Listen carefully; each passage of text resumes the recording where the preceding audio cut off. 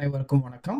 இந்த D365 CRM சீரீஸில் இன்னைக்கு அடிஷ்னல் சினாரியோஸை பற்றி பார்க்க போகிறோம். அது பாடத்தை சிஆர்எம் ஃபண்டமெண்டல்ஸில். இந்த செஷன் 2ல் சிம்பிள் சேல்ஸ் ப்ராசஸ் பற்றி நம்ம என்னென்னு பார்த்தோம். அதவே இன்றைக்கி கொஞ்சம் வேறு எக்ஸாம்பிள்ஸ்லாம் இன்றைக்கி நம்ம என்னென்னு பார்ப்போம். உங்களுக்கு தெரிஞ்சிருக்கும், நம்ம ஒரு கம்ப்ளீட் வீடியோ சீரீஸ் பண்ணிகிட்ருக்கோம், தமிழ் இங்கிலீஷ்லேயும். இந்த டிஸ்கிரிப்ஷனில் பிளேலிஸ்டோட சரி, இன்றைக்கி முதல் உதாரணம் என்னென்னு பார்ப்போம். அப்படின்னு சரி, நீங்கள் ஒரு சின்ன பிஸ்னஸ் ரன் பண்ணுறதா நீங்கள் நினச்சிக்கிங்க. அந்த பிஸ்னஸ் ரன் பண்ணும்போது உங்களுக்கு என்கொயரிஸ் ஏதர் வெப்சைட் வழியாவோ இல்லாட்டி சோசியல் மீடியாஸ்லேருந்து வருது. அது ஸோ இந்த இன்ஃபர்மேஷனை நம்ம சிஸ்டத்தில் ஸ்டோர் பண்ணி வைப்போம். அதுதான் நம்ம லீட்ஸ் இல்லையா, the basic information about the interest அப்படின்றதான் அதுக்கடுத்து என்ன பண்ணுவோம், அதை கொஞ்சம் ஃபாலோ அப் பண்ணுவோம். அது அப்புறம் இந்த ஈவென்ச்சுவலாக நம்ம பேசி அவங்கள்ட்ட அந்த ப்ராடக்ட்டை விற்கிறதுக்கோ இல்லாட்டி அந்த சர்வீஸை வாங்குறதுக்கு பண்ணுவோம். நம்ம ஈவென்ச்சுவலாக அது பேயிங் கஸ்டமராக மாற்றுவோம் நம்ம. சரி, நம்ம இந்த சிஆர்எம் சேல்ஸ் மாடல் யூஸ் பண்ணி லீட்ஸை மேனேஜ் பண்ணலாம். அதோட நேமு, கான்டாக்ட் இன்ஃபர்மேஷன், சோர்ஸு. இந்த கேஸில் பார்த்தீங்கன்னா அது வெப்சைட்டாக இல்லாட்டி சோசியல் மீடியாவான இதுக்கு பேர் தான் லீட் கேப்சர். அப்புறம் என்ன பண்ணலாம்னா, இதுக்கப்புறம் சில ஃபாலோ பண்ணுவோம். சில சமயம் இமெயில் அனுப்புவோம், சில சமயம் கூப்பிட்டு பேசுவோம், சில சமயம் 1-on-1 மீட்டிங் இருக்கிற வாய்ப்பு இருக்குது இல்லையா. அதுக்கப்புறம் சில சமயம் இந்த டாஸ்க்கெல்லாம் க்ரியேட் பண்ணலாம், எப்போ என்ன பண்ணணும் அப்படின்னு சொல்லி. ஒருவேளை மீட்டிங் பண்ணணும், கால் பண்ணணும்னா நம்ம ரிமைண்டர் செட் பண்ணலாம், எப்போ என்னைக்கு என்ன பண்ணணும் அப்படின்னு சொல்லி. இதுதான் நம்ம ஆக்டிவிட்டீஸ். ஓகே, அப்புறம் இந்த நிறையா ஃபாலோவுக்கு அப்புறம் என்ன பண்ணுவோன்னா இந்த லீடோட ஸ்டேட்டஸ் அப்டேட் பண்ணுவோம். எப்படின்னா அவங்க இன்னும் கனெக்ட் பண்ணணுமா, இல்லாட்டி அவங்க ஃபோன் எடுக்க மாட்டாங்களா, கனெக்ட் பண்ண முடியா, இல்லை ஒருவேளை கான்டாக்ட் பண்ணியிருந்தோம்னா குவாலிஃபை ஆகிறாங்களான்னு இல்லையா. ஏன்னா அந்த ஸ்டேட்டஸ் தான் இதுவும் ஃபாலோ பண்ணணுமா இல்லையா அப்படின்றதுக்கு நம்ம ஹெல்ப் பண்ண போகுது. இது பேர் தான் லீட் குவாலிஃபிகேஷன். அப்புறம் பார்த்திங்கன்னா நம்ம சிஆர்எம் சிஸ்டத்துலேருந்தே பார்த்திங்கன்னா நம்மளால் இமெயில்ஸ்லாம் அனுப்ப முடியும். அப்படி அனுப்பும்போது பார்த்திங்கன்னா அந்த இமெயில் அவங்க ஓப்பன் பண்ணியிருக்காங்களா அப்படின்றதையும் நம்மளால் ட்ராக் பண்ண முடியும். அதுதான் இமெயில் இன்டகிரேஷன். இப்போ அந்த லீடர் அந்த கான்டாக்டாக இருக்கட்டும் இல்லாட்டி ஆர்கனைசேஷன் இல்லை அக்கௌண்ட்டாக இருக்கட்டும், அவங்க ஒரு இன்ட்ரெஸ்ட்டாக இருக்காங்கன்னு வச்சுக்கோமே, இந்த பொருள் வாங்குறதுக்கோ இல்லாட்டி உங்கள்கிட்ட இந்த சர்வீஸை வாங்குறதுக்கோ அவங்க இன்ட்ரெஸ்ட்டாக இருக்காங்க அப்படின்னு தெரிஞ்சுன்னா அப்போ தான் நம்ம அக்கௌண்ட்டும் கான்டாக்டும் க்ரியேட் பண்ணுவோம். அப்போனா எல்லாரோட இன்ஃபர்மேஷனும் ஒரே இடத்துல இருக்கும். இது பேர் தான் லீட் கன்வர்ஷன். ஓகே, சரி, இப்போ இந்த லீட்ஸ்லாம் வேறு ஸ்டேட்டஸில் இருக்கும் இல்லையா. அப்போ ஒவ்வொரு ஸ்டேட்டஸும் எதுக்கு ஃபாலோ பண்ணணுமா, எவ்வளோ பேர் நியூவில் இருக்காங்க, எவ்வளோ பேர் குவாலிஃபை ஆகியிருக்காங்க, இது எல்லாத்தையும் பார்க்குறதுக்கு இந்த பைப்லைன், அதாவது விசுவல் பைப்லைன் சொல்லுவோம். அப்படின்னா நம்ம இது ஓவராலாக பார்க்குறதுக்கு அதுதான் பைப்லைன் விசுவலைசேஷன். சரி, இப்போ இந்த எக்ஸாம்பிளில் பார்த்தோம்னா, இந்த சேல்ஸ் ப்ராசஸில் பார்த்தோம்னா நமக்கு சில இன்ஃபர்மேஷன்ஸ்லாம் நம்ம ஸ்டோர் பண்ணுவோம். இந்த கேஸில் பார்த்தீங்கன்னா லீட், ஆப்பர்ச்சுனிட்டி, அக்கௌண்ட், கான்டாக்டட், இதெல்லாம் ஆக்டிவிட்டீஸ்லாம் இதில் இருக்கும். இப்போ இந்த சேல்ஸ் மாடல் யூஸ் பண்ணோம்னா நமக்கு நிறைய பெனிஃபிட்ஸ் இருக்குது. அது என்னென்னு பார்ப்போம். நமக்கு ஒன்று நம்ம அந்த லீடை ட்ராக் பண்ண முடியும். ஓகே, அதுக்கடுத்து என்ன பண்ணலாம், இப்போ அந்த ஒரு ஏதாவது ஃபாலோ அப் எதுவும் பண்ணணும் அப்படின்னா அந்த லீடை நம்ம ஃபாலோ அப் பண்ண முடியும். அதே போல் அந்த இன்ஃபர்மேஷன்ஸ் எல்லாத்தையும் நம்மளால் அந்த பொட்டன்ஷியல் கன்சல்மெண்ட் இல்லையா, அந்த லீட்ஸோட இன்ஃபர்மேஷனை எல்லாத்தையும் நம்மளால் மேனேஜ் பண்ண முடியும். ஓகே, இப்போ இதுக்கிடையில் பார்த்தீங்கன்னா நம்ம கஸ்டமர்கிட்ட ரிலேஷன்ஷிப் நல்லா பண்ணிகிட்டே இருக்கிறதுனால நமக்கு என்ன பண்ணோம், அதாவது நர்ச்சர் ரிலேஷன்ஷிப், அதோட நம்மளோட நல்ல ஒரு இன்ட்ராக்ஷன் நடந்துகிட்டு இருக்கும் கஸ்டமரோட, அதாவது கஸ்டமராக போகிறவங்களோட. அப்புறம் என்ன ஆகுனா இது ஈவென்ச்சுவலாக நம்ம என்ன பண்ணுவோம்னா இந்த இந்த இது அவங்க கஸ்டமராக ஆகிறதுக்கு இது ஒரு நிறைய வாய்ப்பு கொடுக்கும் இல்லையா. அதான் லாயல் கஸ்டமர் அப்படின்னு சொல்லுவோம் நம்ம. அப்புறம் இது என்ன பண்ணுது அப்படின்னா இந்த ப்ராசஸை இந்த கன்வர்ஷன் ப்ராசஸை ரொம்ப சிம்பிளிஃபை பண்ணியிருக்கோம். இதில் முக்கியமான விஷயம் அப்படின்னா இதனால் யாரையும் எந்த ஃபாலோ அப்பும் பண்ணாத மாதிரி நம்ம இதை மிஸ் பண்ணியிருக்க மாட்டோம். இதுதான் நம்மளோட பெனிஃபிட்ஸ். அது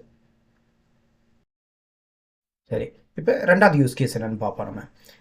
ஃபார் எக்ஸாம்பிள் நீங்கள் ஒரு கன்சல்டிங் இல்லாட்டி சர்வீசிங் கம்பெனிலேருந்து ஒர்க் பண்ணுறீங்கன்னு வச்சுக்கோமே. அந்த சமயத்தில் நீங்கள் உங்களுக்கு ஒரு இன்ஃபர்மேஷன் வருது, அதாவது ஒரு ப்ராஜெக்ட் ப்ரொப்போசல் ஒரு கவர்மெண்ட் ஆர்கனைசேஷனில் இருந்து. ஓகே, ஜென்ரலாக என்ன பண்ணுவாங்கன்னா, கவர்மெண்ட் ஆர்கனைசேஷனில் என்ன பண்ணுவாங்கன்னா வெப்சைட்டில் அந்த டெண்டருக்காக வேண்டி போஸ்ட் பண்ணுவாங்க இல்லையா. இந்த சமயத்தில் நம்ம சில இன்ஃபர்மேஷன் நமக்கு கொஞ்சம் கிடச்சிருக்கும். அது இந்த ப்ராஜெக்டை பொறுத்தவரை நம்ம என்ன பண்ணுவோங்க அப்படின்னா சில ஸ்டெப்ஸ் பண்ணுவோம். ஃபஸ்ட்டு கொஸ்டின்ஸ் சப்மிட் பண்ண வேண்டியிருக்கும். ஏன்னா அந்த ப்ரொப்போஸில் சில சமயம் உங்களுக்கு கொஸ்டின்ஸ் இருக்கலாம். அந்த கொஸ்டின்ஸை நீங்கள் சப்மிட் பண்ணுறதா இருக்கும். முடிஞ்சதுக்கப்புறம் என்ன ஆகும்னா அதுலேருந்து நமக்கு வந்து அவங்க வந்து ரெஸ்பான்ஸ் பண்ணுவாங்க அந்த கொஷின்ஸ்க்கு தான் நம்புகிறோம். அதுக்கப்புறம் என்ன பண்ணுவோம் வந்து நம்ம வந்து ப்ராஜெக்ட் வந்து ப்ரொப்போஸ் பண்ணுவோம், ப்ராஜெக்ட் வந்து சப்மிட் பண்ணுவோம், ப்ரொப்போசலை வந்து சப்மிட் பண்ணுவோம். அது 2வது ஸ்டெப் நடக்கும். அது இந்த 2 ஸ்டெப் நடந்ததுக்கப்புறம் வந்து பார்த்திங்கன்னா நமக்கு வந்து குவாலிஃபை ஆகிட்டோம்னா சில சமயத்தில் என்ன நடக்குன்னா நம்மளை வந்து டெமோ கொடுக்க சொல்லுவாங்க இல்லையா. ஸோ இந்த கேஸில் பார்த்தீங்க அப்படின்னா வந்து இந்த கன்சல்டிங் கம்பெனி வந்து ப்ராஜெக்ட் ப்ரொப்போசலையே இந்த ப்ராஜெக்ட்டு இந்த சர்வீஸ் ப்ரொப்போசலை வந்து ஒரு சிஸ்டத்தில் என்ட்ரு பண்ணுவாங்க. இப்போ பார்த்தீங்கன்னா வந்து இந்த இன்ஃபர்மேஷன் எல்லாத்தையும் நேரடியாக ஆப்பர்ச்சுனிட்டியில் தான் என்ட்ரு பண்ணுவாங்க. ஓகே, இதுக்கு ஏன்னா இந்த சமயத்தில் வந்து லீட்ஸில் போய் என்ட்ரு பண்ண அவசியம் கிடையாது. இப்போ வந்து பார்த்தீங்கன்னா இது வந்து ஆப்பர்ச்சுனிட்டி மட்டும் தான். இது வந்து ஒரு ஆப்பர்ச்சுனிட்டி இல்லையா, அந்த ப்ராஜெக்ட் கிடைக்கும் கிடைக்காம இருக்கின்றது ஒரு ஆப்பர்ச்சுனிட்டி இது. ஸோ ஏன்னா ஆல்ரெடி இன்ஃபர்மேஷன் எல்லாம் தெரியும், எந்த கிளைண்ட் அவங்க இல்லை, ஏன்னா அவங்க ப்ராஜெக்ட் பண்ண போகிறாங்கன்னு நமக்கு தெரியும். அது இல்லையா, அந்த லீட்ஸ்க்கான இன்ஃபர்மேஷன் எதுவுமே இப்போ தேவையில்லை நமக்கு. அது இப்போதைக்கு தேவை நமக்கு என்னன்னாலும் கொஷனுக்கு அந்த ஆன்சர் வாங்குறதோ இல்லாட்டி ப்ராஜெக்ட் ப்ரொப்போஸில் வந்து கரெக்டாக சப்மிட் பண்ணுறதோ இல்லை அதுக்கு அடுத்து வந்து டெமோ கொடுக்குறதா.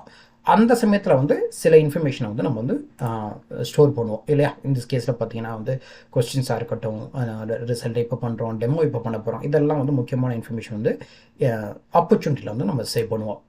சரி, இந்த நான் ஏற்கனவே சொன்ன மாதிரி இந்த கேஸில் வந்து நேராக வந்து இன்ஃபர்மேஷன் வந்து ஆப்பர்ச்சுனிட்டியில் தான் ஆரம்பிக்கும். ஸோ இந்த கேஸில் வந்து லீட்ஸே இருக்காது. அது இதில் பார்த்தீங்கன்னா வந்து இந்த சமயத்தில் முக்கியமானது வந்து சில ஆக்டிவிட்டீஸ்லாம் நடக்கும் வந்து இல்லையா. அந்த வந்து கொஸ்டின் சப்மிட் பண்ணுறதா இருக்கட்டும், சில சமயம் என்ன நடக்கும்னா அது வந்து ஒரு இமெயிலில் பண்ணுவோம், இல்லாட்டி வந்து போர்ட்டல் வழியாக பண்ண சொல்லியிருப்பாங்க.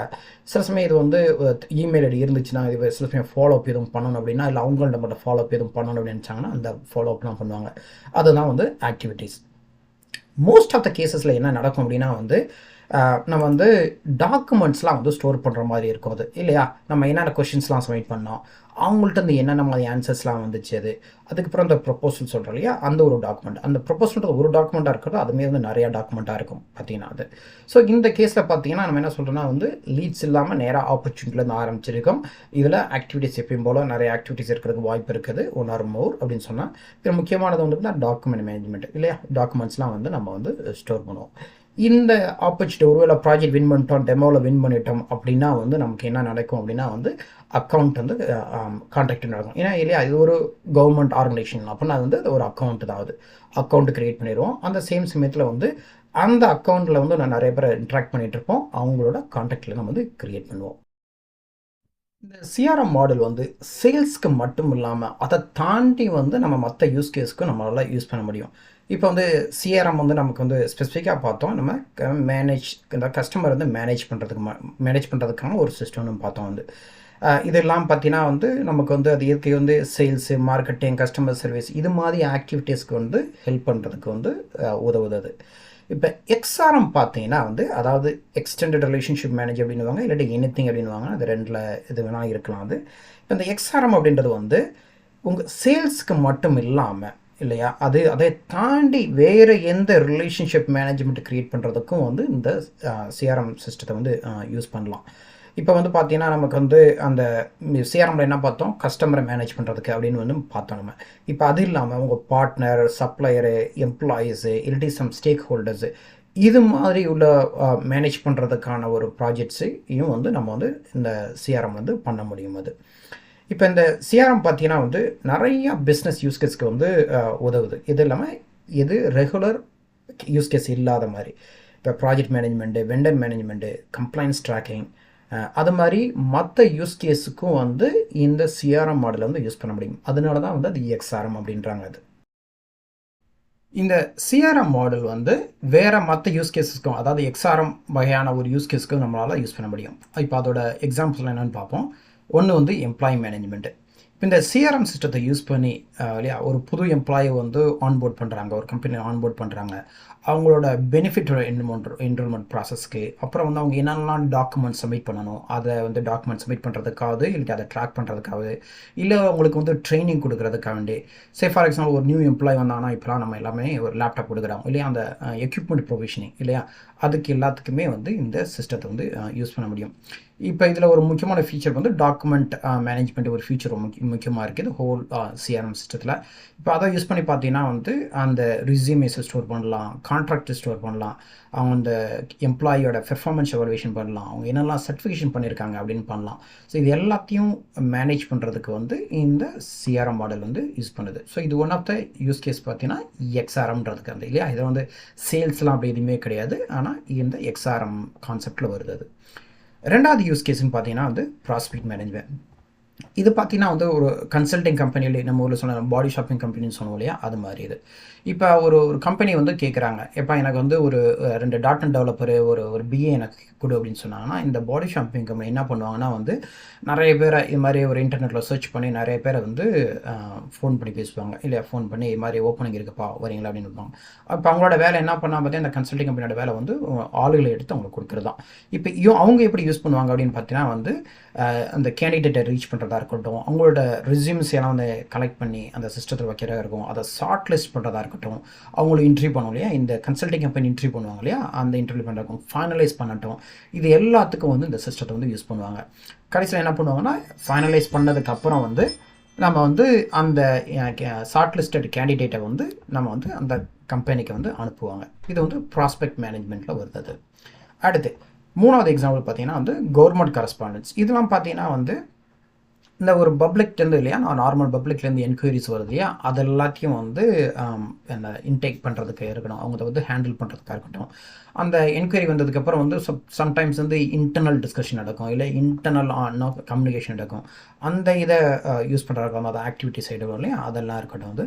அப்புறம் அதை வந்து கேஸ் மேனேஜ்மெண்ட்டாகவும் யூஸ் பண்ணலாம். இது வந்து நீங்கள் நம்ம கஸ்டமர் சர்வீஸ் மாடல் மாதிரி ஃபுல் ஃப்ளெஜ்டு கிடையாது, இது ஒரு லைட் வெயிட்னு விஷயங்களேன்.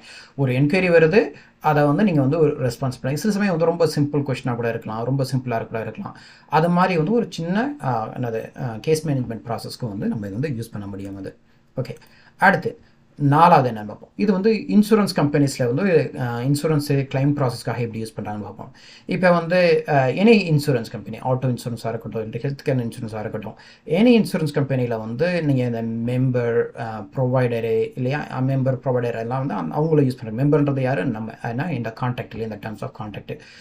ப்ரொவைடர்ன்றது யார் தான் அக்கௌண்ட் இல்லை ஹாஸ்பிட்டல்ஸ், அவங்களாம் வந்து ப்ரொவைடர், ஆனால் ப்ரொவைட் பண்ணுறவங்க, சர்வீஸை ப்ரொவைட் பண்ணுறவங்க, அவங்கள மேனேஜ் பண்ணுறதுக்கு.